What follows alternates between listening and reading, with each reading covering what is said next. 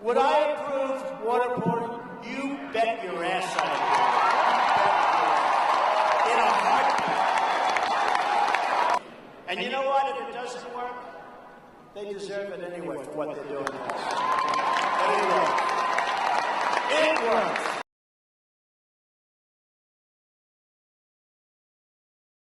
A maverick. He's an original. He tells it like it is. And he joins us from Trump Tower in New York City. He is the leading 2016 Republican presidential contender. Donald Trump, again, joins us. And I've got so many questions. But first off, Donald, thank you for joining us. Thank you, Alex. Great to be with you. I've got so many questions, but you are vindicated. This has got to be the 50th time the last 6 months on the radical Muslims celebrating, not just in New Jersey, but New York, Palestine, all over. What do you have to say? They're still attacking you, though we've got Dan Rather on video. We've got New York Post. We've got Washington Post. We've got, I mean, what's going on here? Well, I took a lot of heat, and I was very strong on it, and I held my line, and then all of a sudden, hundreds of people were calling up my office. I was the other day in Sarasota, Florida, and people are in line, and we had 12,000 people, which is fantastic. And the people were saying, many of the people from New Jersey, 4 or 5 people said, Mr. Trump, I saw it myself. I was there. They talked about Patterson, but they said, I saw it myself, Mr. Trump. I was there. So many people have called in, and on Twitter, @RealDonaldTrump, they're all tweeting. So I knew it happened, and I held my line, and people wanted me to apologize, and we can't do that. People like you and I can't do that so easily. Now, we can do it if we're wrong, Alex. You apologize. I'd apologize if I was wrong. But they were celebrating, and they were celebrating the fall of the World Trade Center. I think that's disgraceful.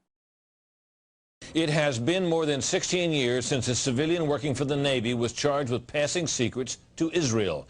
Jonathan Pollard pled guilty to conspiracy to commit espionage and is serving a life sentence. At first, Israeli leaders claimed Pollard was part of a rogue operation, but later took responsibility for his work. Now, Fox News has learned some U.S. investigators believe that there are Israelis again very much engaged in spying in and on the U.S., who may have known things they didn't tell us before September 11th. Fox News correspondent Carl Cameron has details in the first of a 4-part series. Since September 11th, more than 60 Israelis have been arrested or detained, either under the new Patriot anti-terrorism law or for immigration violations. A handful of active Israeli military were among those detained, according to investigators, who say some of the detainees also failed polygraph questions when asked about alleged surveillance activities against and in the United States. There is no indication that the Israelis were involved in the 9/11 attacks, but investigators suspect that the Israelis may have gathered intelligence about the attacks in advance and not shared it. A highly placed investigator said there are, quote, tie-ins, but when asked for details, he flatly refused to describe them, saying, quote, evidence linking these Israelis to 9/11 is classified. I cannot tell you about evidence that has been gathered. It's classified information. Fox News has learned that one group of Israelis, spotted in North Carolina recently, is suspected of keeping an apartment in California to spy on a group of Arabs who the United States is also investigating for links to terrorism. Numerous classified documents obtained by Fox News indicate that even prior to September 11th, as many as 140 other Israelis had been detained or arrested in a secretive and sprawling investigation into suspected espionage by Israelis in the United States. Investigators from numerous government agencies are part of a working group that's been compiling evidence since the mid-90s. These documents detail hundreds of incidents in cities and towns across the country that investigators say, quote, may well be an organized intelligence gathering activity. The first part of the investigation focuses on Israelis who say they are art students from the University of Jerusalem and Bezalel Academy. They repeatedly made contact with U.S. government personnel, the report says, by saying they wanted to sell cheap art or handiwork. Documents say they, quote, targeted and penetrated military bases, the DEA, FBI, and dozens of other government facilities, and even secret offices and unlisted private homes of law enforcement and intelligence personnel. The majority of those questioned, quote, stated they served in military intelligence, electronic surveillance intercept, and/or explosive ordnance units. Another part of the investigation has resulted in the detention and arrests of dozens of Israelis at American Mall kiosks, where they've been selling toys called Puzzle Car and Zoomcopter. Investigators suspect a front. Shortly after the New York Times and Washington Post reported the Israeli detentions last month, the carts began vanishing. Zoomcopter's webpage says, "We are aware of the situation caused by thousands of mall carts being closed at the last minute. This in no way reflects the quality of the toy or its saleability. The problem lies in the operator's business policies." Why would Israelis spy in and on the U.S.? A General Accounting Office investigation referred to Israel as Country A and said, quote, "According to a U.S. intelligence agency, the government of Country A conducts the most aggressive espionage operation against the U.S. of any U.S. ally." A defense intelligence report said Israel has a voracious appetite for information and, quote, "The Israelis are motivated by strong survival instincts which dictate every facet of their political and economic policies. It aggressively collects military and industrial technology, and the U.S. is a high priority target." The document concludes, quote, "Israel possesses the resources and technical capability to achieve its collection objectives." A spokesman for the the Israeli embassy here in Washington issued a categorical denial, saying any suggestion that Israelis are spying in or on the U.S. is, quote, "simply not true."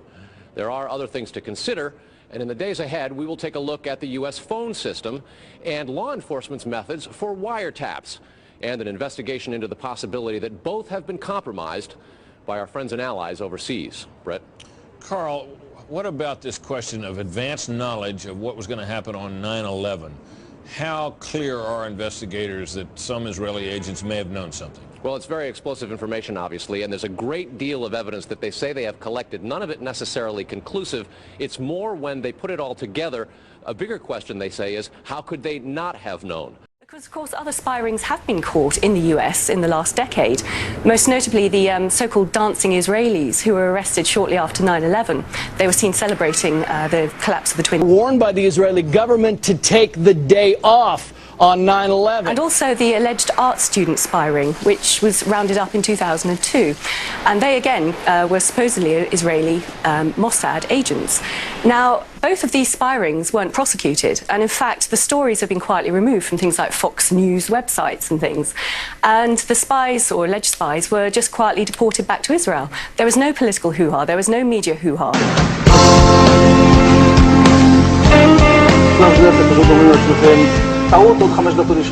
And at that point, we were taken for another round of questioning, this time related to our allegedly being members of Mossad. The fact of the matter is, we are coming from a country that experiences terror daily. Our purpose was to document the event.